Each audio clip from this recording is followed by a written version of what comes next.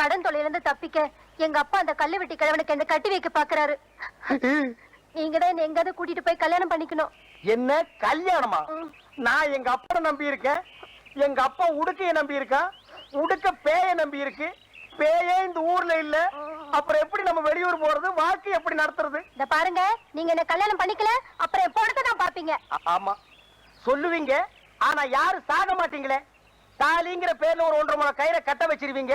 அப்புறம் வாழ்க்கை பூரா எங்களை சாக வைப்பீங்க. கொஞ்ச நாள் கழிச்சு ஒண்ணு பிறந்துரும். 10 மாசம் சுமந்து பெத்தனேன்னு சொல்லுவீங்க.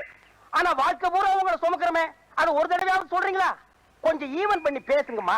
ஐயோ சும்மா இருங்க. நடக்க போற நிச்சயதார்த்தத்தை எப்படியாவது நிறுத்தி ஆகணும். பகல்லையே போய் அவனை கடிச்சாத்தான் ராத்துல அவன் தெரிய மாட்டான். இருட்டோட இருட்டா ஜாம் ஆகிருவான். அவ்வளவு கருப்ப அவன் நான் பாத்துக்கிறேன். சும்மா இருங்க. இதெல்லாம் கல்யாணத்துக்கு அப்புறம் தான்.